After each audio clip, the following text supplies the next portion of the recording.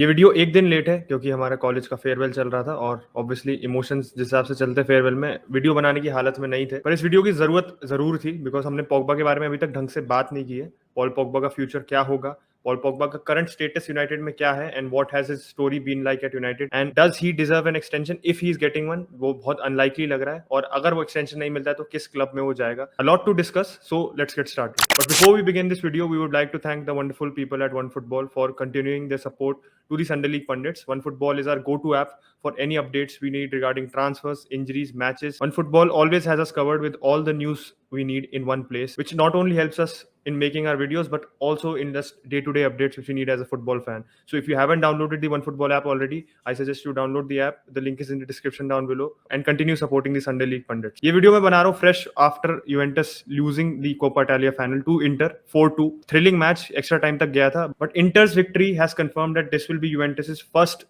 season without a trophy since 2011. 11 साल बाद they're going trophyless, and which is very surprising considering वो पीरलो के अंदर कोपा इटालिया जीते थे एंड जितना एलेग्री से एक्सपेक्टेशन थी कि वो पीरलो के जो रुकी मिस्टेक्स थी, जो पीरलो का इनएक्सपीरियंस था, उसको वो ओवरकम कर देगा। He will bring some stability to squad. वो सीरिया टाइटल के लिए एक वायबल चार्ज कर पाएगा और वो चैंपियंस लीग में भी कुछ अच्छा कर पाएगा यूवेंटस की टीम के साथ। कुछ भी नहीं हुआ ऐसा बिकॉज यूवेंटस को देखो तो विलारियल से they went out this season, पिछले season they went out to Porto and it just goes to show कि यूवेंटस इस समय is in such a bad situation. और मैं यूवेंटस की बात क्यों इतनी कर रहा हूँ because they are the one of the 3 clubs who are leading the race to sign Paul Pogba. और जो यूवेंटस इस समय है और जो यूवेंटस थी जब Paul Pogba first came to Manchester United, return to Manchester United, not first came, उसमें बहुत जमीन आसमान का फर्क हो चुका है। बट बिफोर डिस्कसिंग कि पोग्बा यूवेंटस में कितना फिट करेगा और whether it's the right club for him to go to, Manchester United में जो पोग्बा की कहानी रही है उस पर बात करने की बहुत जरूरत है because Pogba came in as a star signing under Jose Mourinho in 2016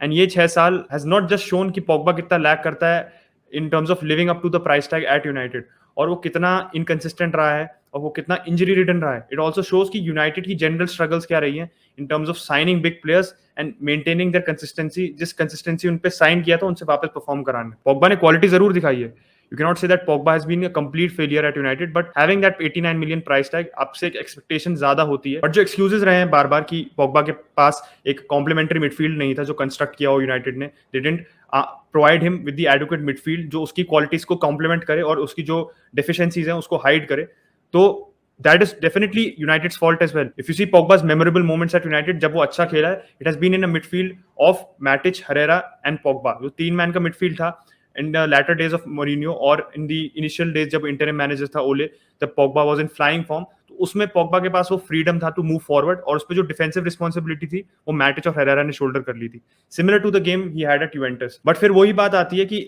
being that quality of midfielder you are, who has won the World Cup, who won the Serie A title before coming to United, who on his day can be one of the best midfielders in the world, यही just sums up Pogba's time at United. On his day वाली बात होती है। You never use that term on his day for De Bruyne, you never use the term on his day for Modric, you never use that term for any great players जो समय consistently खेल रहे हैं, because Pogba के साथ सबसे बड़ी कमी यही रही है कि he has lacked that consistency.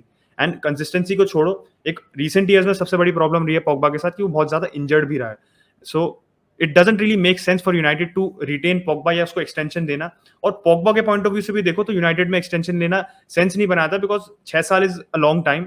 6 साल में आपने you only won the Carabao cup and the Europa league, आपको सक्सेस इतनी नहीं मिली जितनी आप उम्मीद से आए थे। Winning the Europa league wasn't Pogba's ambition क्योंकि वो चैंपियंस लीग फाइनल खेल के आया था यूनाइटेड। और अगर पोग्बा रुकता है यूनाइटेड में तो that will not be a very ambitious move क्योंकि United are entering yet another transition, और ट्रांजिशन का मतलब यही है कि ट्रॉफी आपको फिर नहीं मिलेगी और आप 29 की एज पे हो when you're supposed to be at your peak. It is a very very big gamble from Pogba's end and one which he will not be willing to take. हाँ, ये बात भी है कि Erik ten Hag would have loved to use Pogba because उस calibre का midfielder हमारे पास नहीं होगा उसके जाने से।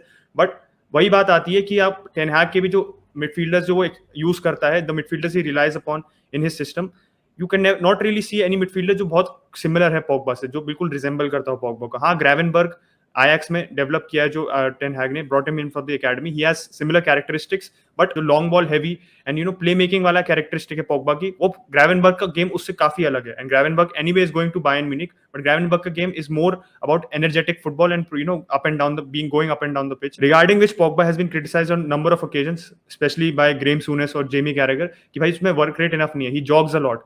जो कभी-कभार आप कह सकते हो अनफेयर क्रिटिसिज्म भी रहा है, बट हाँ, कभी-कभार वो लैक ऑफ डिजायर उसमें दिखी है। तो फिर बात आती है कि कौन से क्लब्स ऐसे हैं जो पोग्बा को सफिशिएंटली उसके एट्रिब्यूट्स को कॉम्प्लीमेंट कर सकती है और पोग्बा को उस लेवल पे खिला सकती है जिससे वो यूवेंटस में खेला था और जिस लेवल पे वो फ्रांस के लिए खेलता है, जिससे वो वर्ल्ड कप जीती थी फ्रांस उस टीम में और जो नेशंस लीग फ्रांस जीती थी उस टीम में जो पोग्बा खेला था अलोंगसाइड कांटे एंड चुआमिनी। तो पहला क्लब मैंने यूवेंटस की बात करी थी शुरू में, तो Juventus, why Juventus? Because Juventus want to re-sign Pogba and Juventus में पोग्बा खेला भी हुआ है, तो एक सेंस ऑफ फैमिलियरिटी है पोग्बा को यूवेंटस के साथ because he has already played there और वो जिस मैनेजर के अंडर जा रहा है उसी मैनेजर के अंडर उसने अपना बेस्ट फॉर्म दिखाया था, तो it makes a lot of sense for him moving to Juventus. But why it also doesn't make a lot of sense is Juventus is also in a transition phase. जिस midfield में Pogba आया था Juventus से, उस midfield में Arturo Widal था जो अपनी पीक पे था, एंड्रिया पिर्लो था who was playing fantastically well, Claudio Marchisio था who was a great workhorse midfielder और सैमी खडीरा था। ये चारों मिडफील्डर ऐसे थे कि their skill set was so great that it used to hide Pogba's deficiencies, जो था lack of work rate, lack of defensive nous और defensive reading of the game, उसके लिए वो हाइड कवर करते थे एंड पोग्बा के पास पूरा फ्रीडम होता था कि भाई तू आगे जाके show your trickery on the ball, show your passing, depth of passing, और Pogba was completely an unleashed animal, एक beast of a player at Juventus.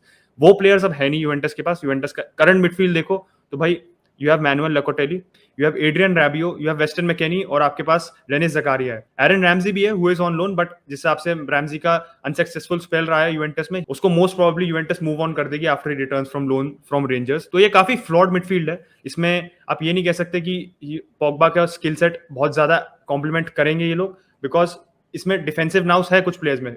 मैं Locatelli can play CDM very well, उसने यूरोज में दिखाया था, but इस season भी injuries भी रही हैं, इस सीजन उसका फॉर्म भी इनकंसिस्टेंट रहा है, he has not shown that same form जो उसने सैसुओलो में दिखाया था, जिसलिए यूवेंटस ने उसे साइन किया था। मैकेनिको को एक बहुत लॉन्ग टर्म इंजरी हो गई थी, इसलिए उसकी वजह से मैकेनी आउट है, बट मैकेनी के पास वो वर्क रेट है जो वो प्रोवाइड कर सकता है। रैबियो को देखो तो रैबियो, उसका आप करियर भी देखो एट यूवेंटस एंड ओवरऑल देखो तो he has always been a very hit and miss player. वो कभी कभार बहुत अच्छा खेलने के भी कैपेबल है, but most of the time he is very inconsistent, similar to how Pogba has played at United. और जहां तक डेनिस ज़कारिया की बात है तो यार he started off very well, अपने डेब्यू पे गोल मारा था उसने अलोंगसाइड व्लाहोविच, बट फिर उसके बाद वो इंजर हो गया and that injury has prevented him from making that impact which Juventus wanted उसको मिड सीजन साइन करके।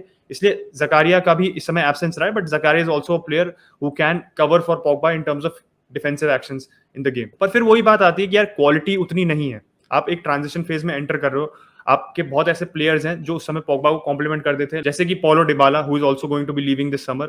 You have obviously new young players, up and coming players, जैसे फेडरिको किएजा है, उन्होंने Juventus have signed him permanently from Fiorentina, और उसने दिखाया कि he is one hell of a player. उसने पिछले साल के चैंपियंस लीग कैंपेन में दिखाया था, यूरोज में दिखाया था, बट इस सीजन भी उसके साथ भी इंजरीज की प्रॉब्लम्स रही है। They have Vlahovic, but overall देखो स्क्वाड बहुत ही ट्रांजिशन फेज में है इस समय।